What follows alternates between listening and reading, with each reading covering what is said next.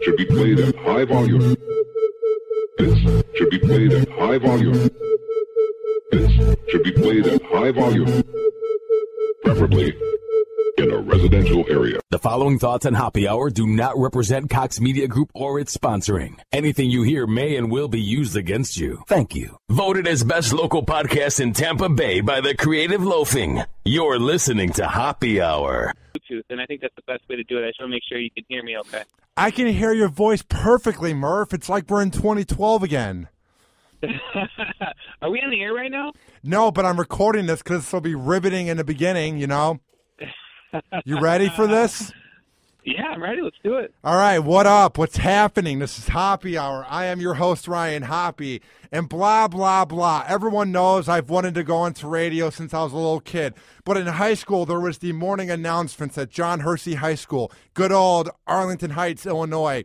And there was this class, Media Tech, and there was the morning announcements every morning, HTV. And my former teacher, who somehow dealt with me for like 7 different semesters, is live on Hoppe Hour. Hello, Robert Murphy.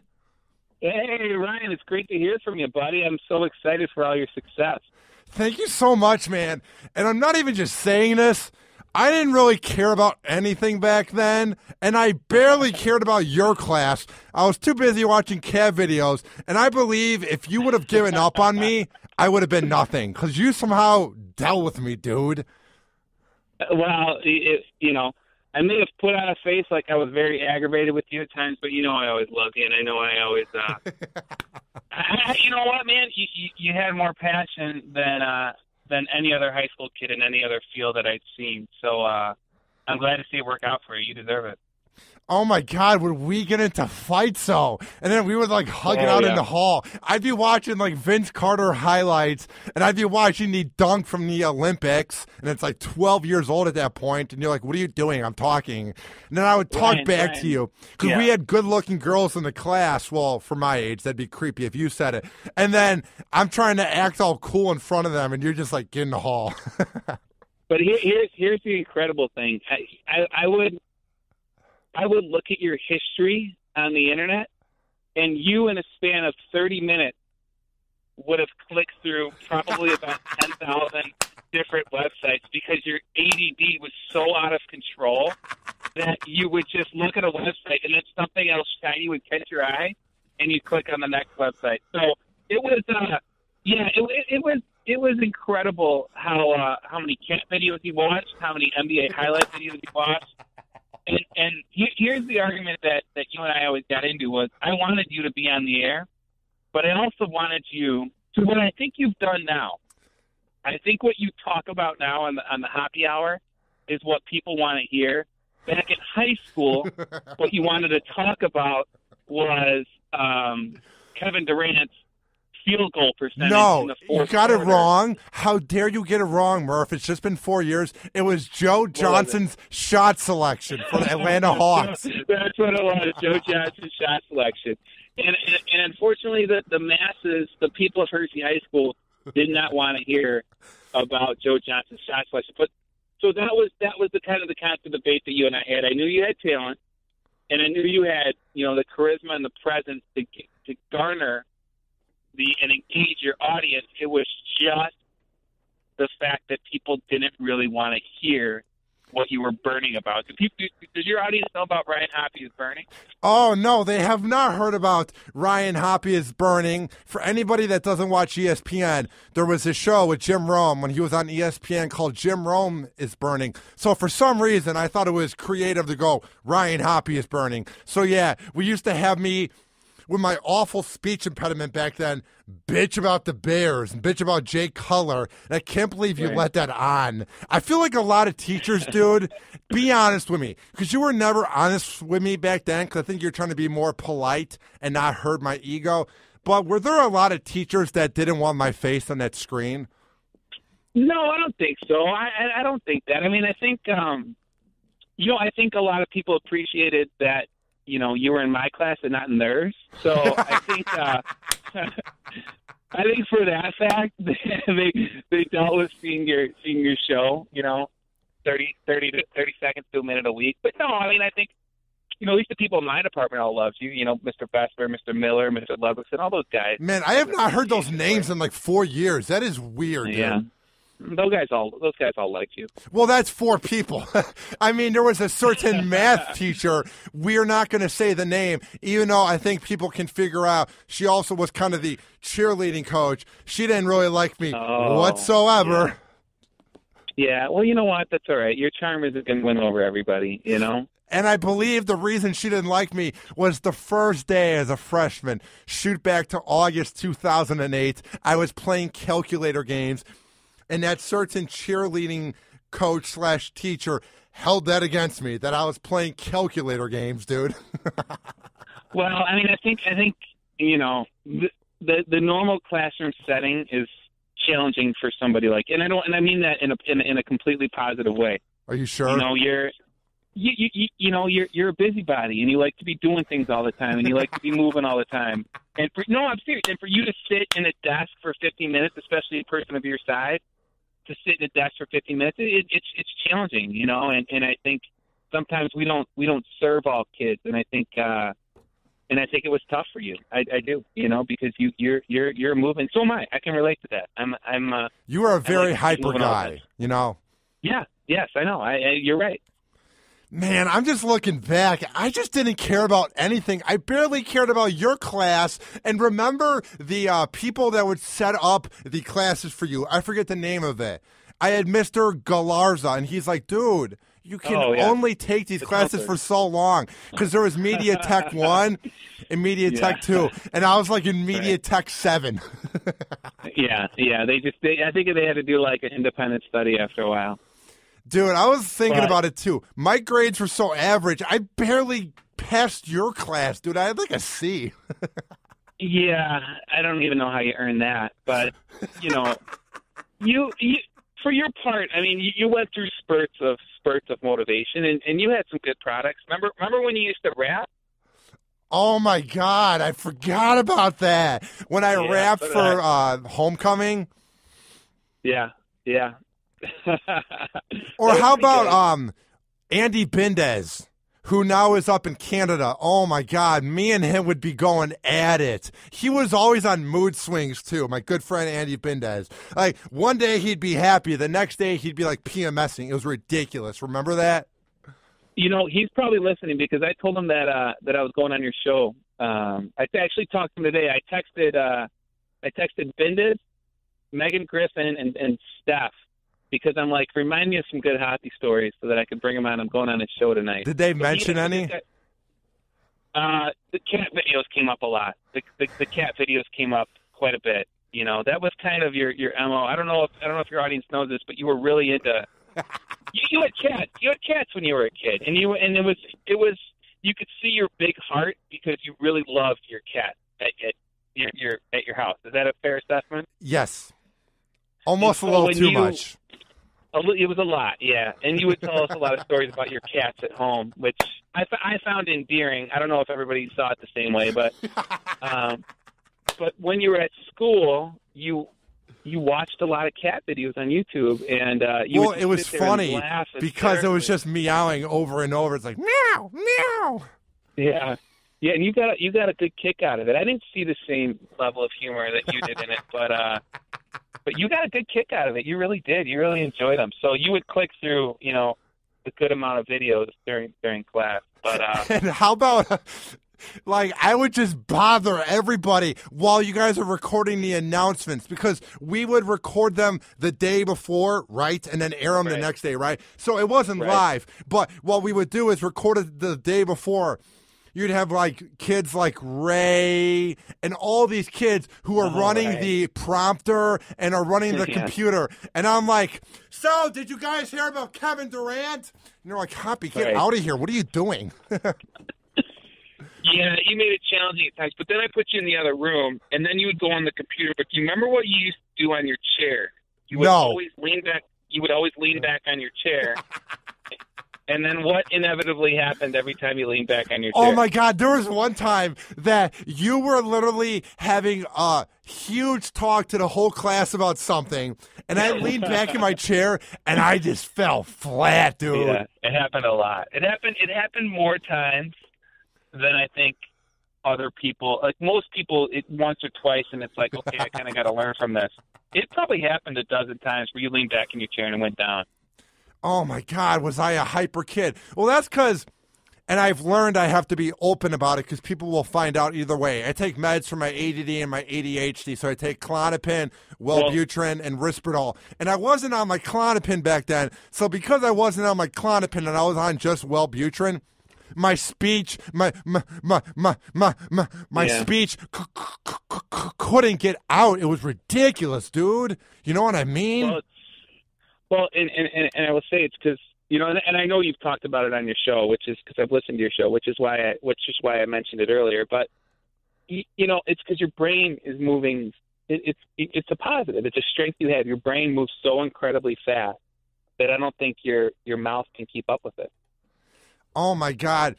Was there ever a point where I said something disrespectful, do you remember? Or was it always just me being hyper and maybe talking back? Or was there ever a point where I got sent to Mr. Scatase's office? I'm trying to remember. No, I never sent you to the dean.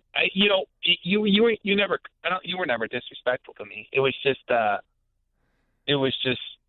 you know, I was trying to keep you busy and trying to make sure that you weren't a distraction to the class. Remember that time?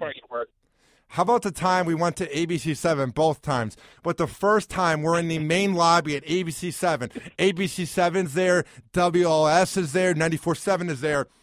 And in the main lobby, you can see people walking by, and you see Mancow talking on his Bluetooth, obviously to somebody about to go on air. He's holding a cup of coffee, and I go, Mancow, Mancow, Mancow, Mancow. And he goes, hi. And I have no problem with that. The guy's like talking to somebody, and some 6'8" moron who's like 18 years old at that point is going, Mancow, Mancow, Mancow, because I was a huge fan. Mancow, Mancow. And he's like, hi.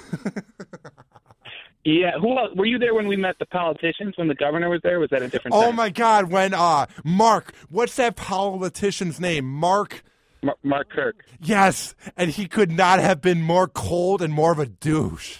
You know who was nice, though? You know who was nice was the governor. Governor Quinn. Governor Quinn, yeah, he was real friendly. He was a nice guy. He was trying to earn the votes after the whole Blagojevich scandal. Or how about this? So at ABC7, for everybody that's not from Chicago, there's the main windows where you can see out on, what is that, Michigan Avenue? Yeah, whatever, it doesn't matter. And you could see people hanging in the window like, hey, give me 4 seconds of attention while they do the news report, while they do the weather report. And how about, this was in 2012 or 2011, it was that year, I believe, that there was this African-American man wearing a hoodie like he's 50 Cent in 2003, and it wasn't that cold out, and he's just peeking in the window, and me, Megan, and Steph are just trying not to laugh while they're doing a live broadcast. Was that the rapper guy? Yeah, so we go outside, and we're talking to him. He's like, yo, what up? I'm North Face Stacks. North Face Stacks, that's right. Remember he gave us this, did he give us, he was good. He had we listened to a couple of his songs. He had that song. Stacks. I wonder what he's doing. Here, let me load it up real quick. He had that one song called My Girl Like a Bath of Water. Remember that? Yeah, no, he had some good stuff. Yeah, he really made it far in life. Oh my God, dude, this is going to take us back to 2011. His big thing was "Okay, yeah, work." Remember? Oh, how did you find this? Wow, YouTube. Let's listen to this greatness. Oh my God.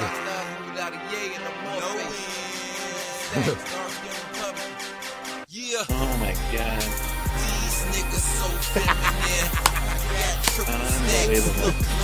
And his green screen looks like something out of 1996 in some horror movie. Or no, Murph, though. With my ADHD, my mind is flowing right now. Remember this. You ready? Oh, here we go. Okay, yeah, work. Let's let this play out. You ready for this greatness? You were sexy as $1 billion. You make me want to drink your bad water. The way you work your regime. And the music video is the best because it's just a collage of like ghetto women. And he was so funny because we were like taking a picture with him and he felt like some celebrity. You know what I mean? I wonder what he's doing now. Probably behind bars. Actually, I said it, not you. He actually hits me up a lot. He's like, yo, can I come on your radio show? And I'm like, what am I going to do? Exploit you? Like, that's not the type of radio I like. Like, what am I going to say to some rapper from Chicago, you know? So, Hoppe got a girlfriend these days, huh? Mm-hmm. Her name is Michelle. She's very lovely. She'll be listening to this, so I have to be complimentary. But yeah, I met her on Tinder. Who would have thought that I'd find a healthy relationship on Tinder and she actually can complete a full sentence? Because most of the girls on there have the IQ of an apple.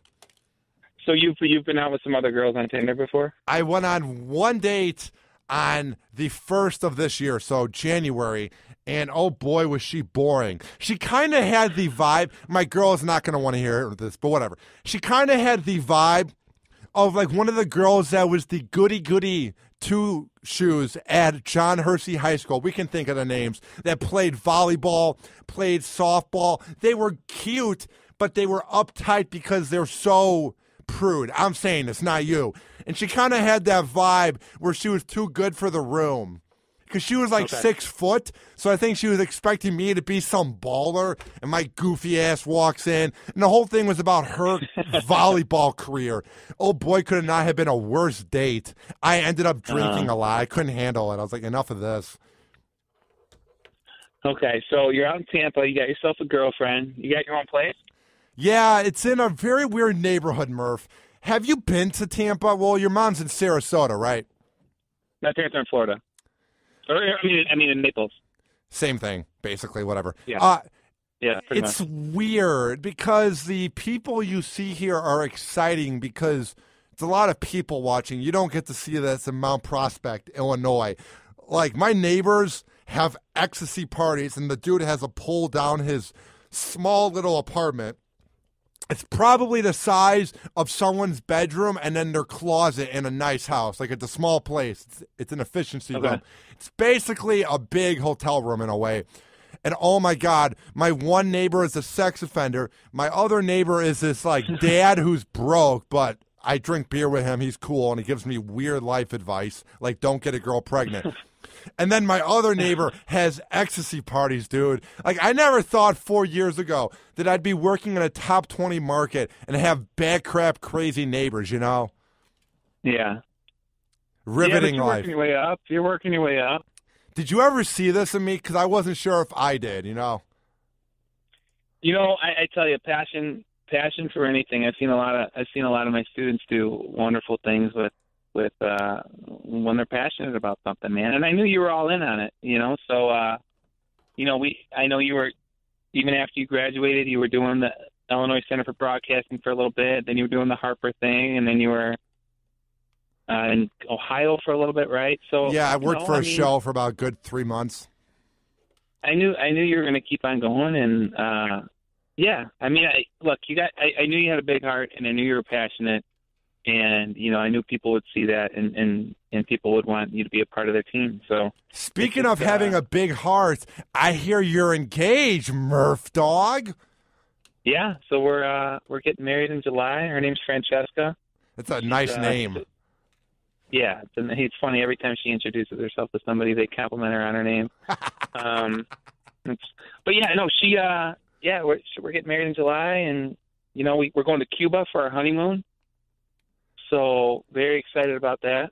And are you gonna smoke some Cuban cigars, you badass? I don't know. I'm not really a cigar guy, but I guess you're supposed to do that when you come off very clean cut. Like, you really haven't changed over the years. Back then, you're 29, maybe 35 years old. You were a bit of a hard ass in class. I don't see you as a guy that likes to party at all. A bit of a hard ass. No, I mean, you know, I'm busy. You know, I got a new job. I work over at Elk Grove now, and I was even busier with Hersey. So, what do you do at Elk Grove High School? So I'm the assistant principal for student activities in athletics. That sounds important. What Mr. Novak? Remember Mr. Novak? His job. Good old Mr. Novak. So that's basically what you do? Right. So I'm in charge of all the athletics and activities and fine arts and stuff that goes on after school. Here's what I want to ask you about being that, and I've always wondered this, but I didn't really know Novak, and what I'm about to ask you is something that you really can't ask Mr. Novak. It's nothing bad, but is that hard when you have to suspend an athlete who has a lot of potential and is a good kid but gets caught drinking? Like, is it hard?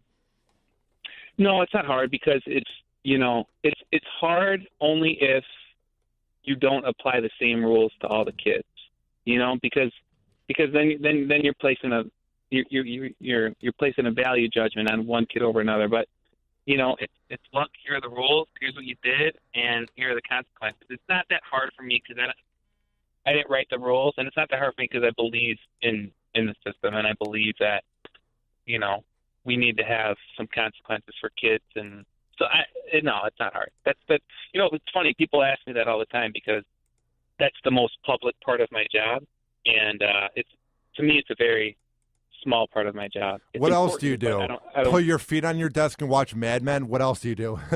Mad Men? No, it's a lot of coordination of all of the different activities that happen after school, and it's a lot of marketing of those activities. It's a lot of meetings and making sure the right people are connecting with each other to make sure that things are successful.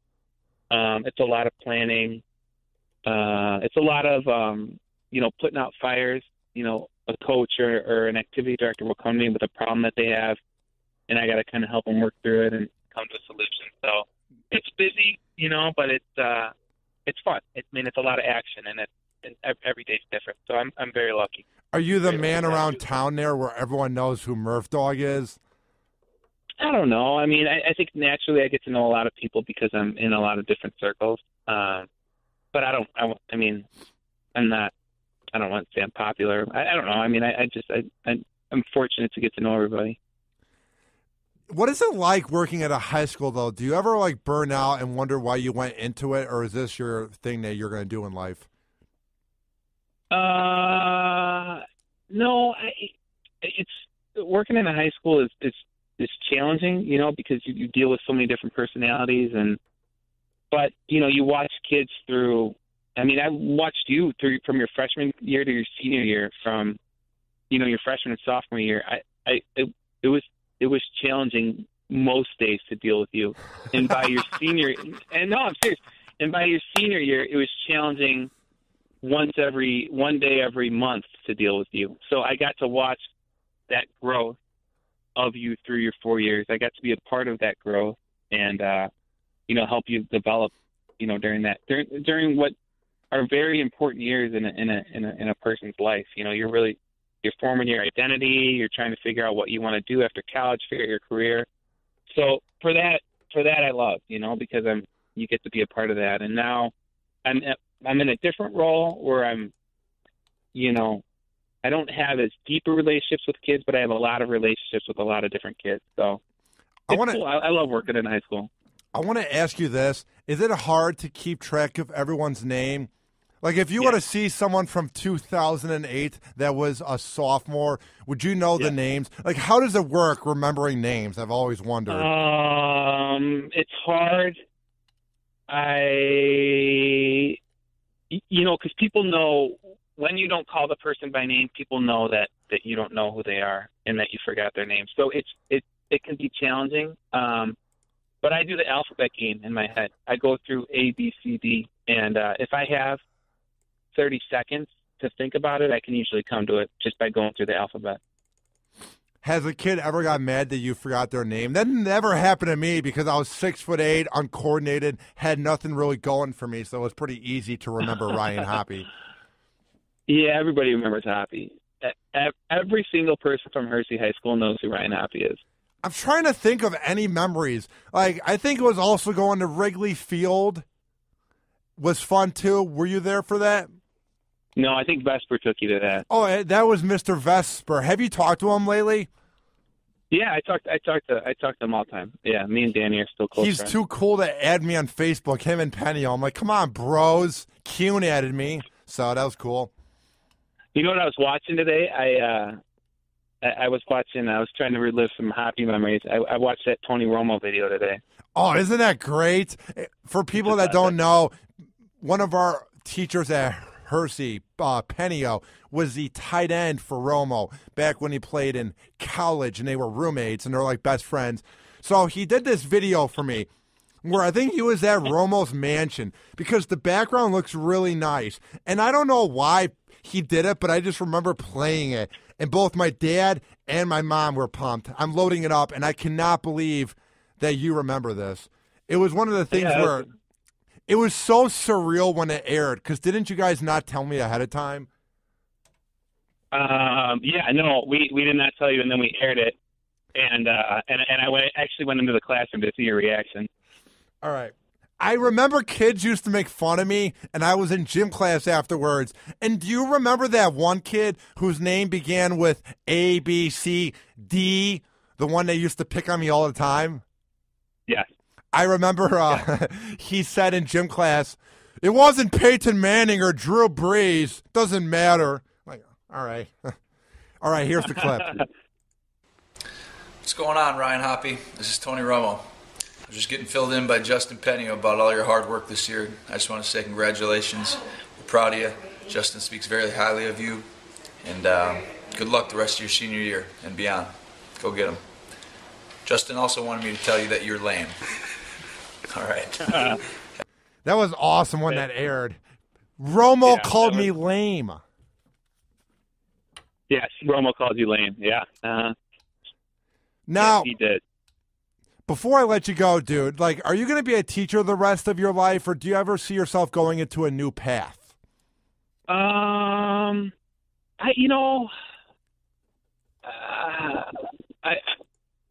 going to do as good of a. It sounds cliche, but I'm going to do as good of a job as I can in my current job, and if other opportunities open up, I would go for it. But in my job, I get to know a lot of different people from a lot of different professions. So, I mean, I could totally see myself working in District 214 in some form for the rest of my life. But who knows what will happen? I'm just trying to do as best as I can right now. We'll see where it goes.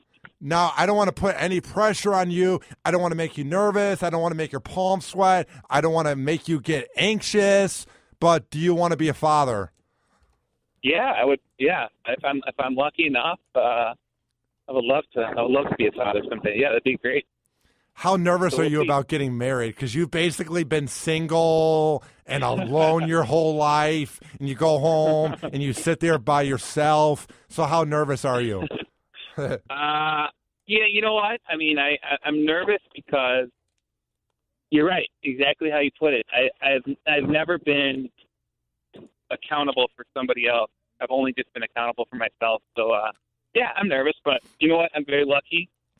I'm marrying a wonderful girl, and we're gonna have a good life together. Isn't it weird, like, when you meet a girl, like, everything's not about you? Like, you have to kind of watch what they want. Like, let's say that awful show known as Fuller House, and it's not all about watching the latest show on HBO, you know?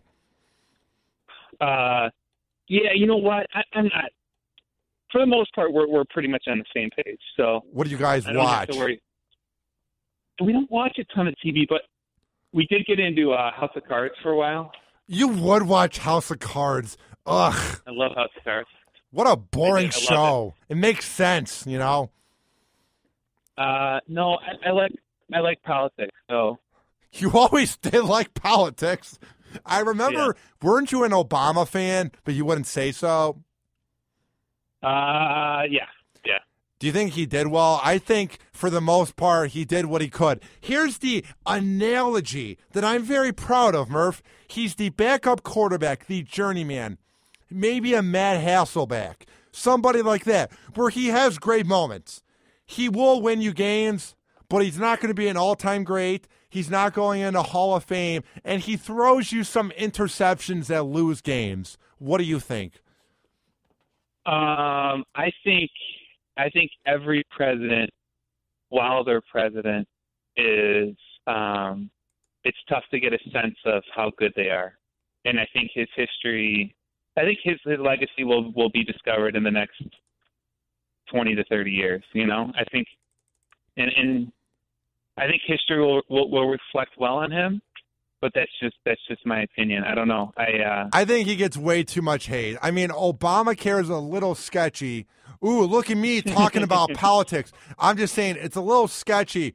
But the thing I like about Obama that I don't like about anybody running is he seems like an egomaniac, but in a good way, where he cares about us because he came from being poor to now being president.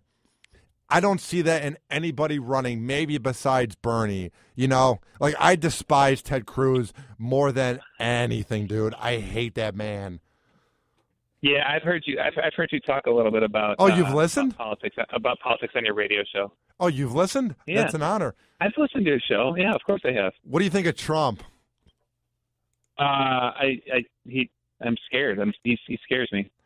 I don't like, and I'll keep this clean because people from high schools will be listening, so I'm going to keep it in the John Hersey High School mode and not in the Ryan Hoppe mode.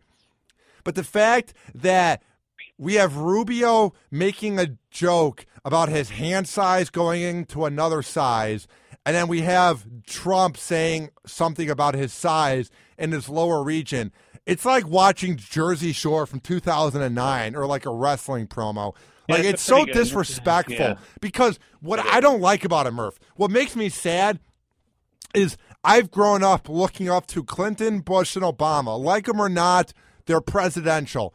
If he becomes president, the kids who are like in 5th grade now are going to grow up seeing a pig. Yeah, yes, I agree. I don't think he's going to become president, but I think it's going to be Clinton. Yeah, we'll see. It's going to be interesting, but maybe as the election gets closer, I can come back down and we can talk about it. Definitely, man. Now, before I let you go, okay, you have helped me out so much. I often credit you whenever I'm on air, and whenever I think about the hard times, I think about how you had my back, and you basically were my original mentor who pushed me. Because then I had the momentum of HTV. I went to Harper Radio. Did you ever hear that show? Yeah. It was horrible. I listened to it. Oh, it was painful. No, it wasn't bad. Oh, my speech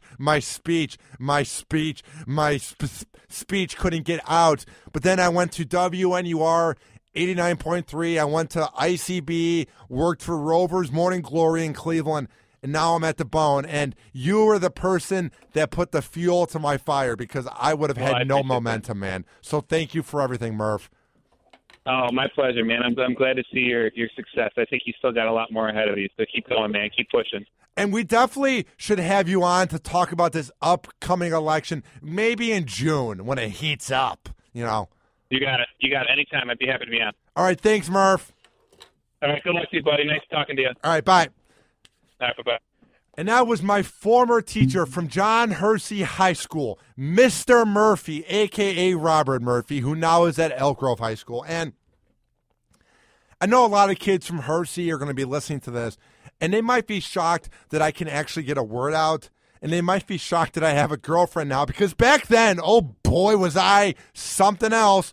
Used to bother the cheerleaders, used to try to fit in with the jocks, used to get mad at kids for making fun of me. And it's just, none of it mattered. But Murphy was always the one that had my back. Murphy was the reason, I'm not going to say I was going to kill myself, but he's the reason I basically graduated, was because I saw that I could do something. I couldn't do math, couldn't do social studies. I have awful handwriting. I couldn't do anything. But I've always been decent at talking into the mic and ranting. I mean, sometimes I would rant at certain teachers, like a certain cheerleading coach. But Murphy always had my back, so it means so much to me that he helped me out throughout high school. And I'm just over everything, you know what I mean? Like, I used to hold grudges, I'll be honest. And I would think negatively about my time there, and I would think about kids that would TP my house or egg my house. But to anybody listening that did that, I'm over it. Hit me up, If you're ever in Tampa, let's get a beer. Like, life's too short. Like, I don't want you to think that I'm all uptight or that I have an ego because I'm doing a show down here. Like, we all should be friends in life. So shout out to Murph for coming on. And if you want to hear more of my show, it's not hard. It's not rocket science. It's not like taking trigonometry. Go to RyanHoppyRadio.com. Tweet at me. I do tweet a lot. I've gotten better since high school, but I do tweet a lot. So if you add me, I'll add you back. But if you take me off, I'll take you off. At Ryan Hoppy Radio, email me, RyanHoppyRadio@gmail.com. And I have an app because back in 2008, we all had our razors and our sidekicks. But now you can listen to me in 2016 anywhere in the world, at any college, anywhere, wherever you are. Go to the Google Play or iPhone shop. Search up Hoppy Radio, HOPPE Radio. You can hear all 105 interviews I've done since July. You can hear my rants and much, much more. This has been Hoppe Hour. I am your host, Ryan Hoppy, saying peace out. Hoppe Hour. Hoppe Hour.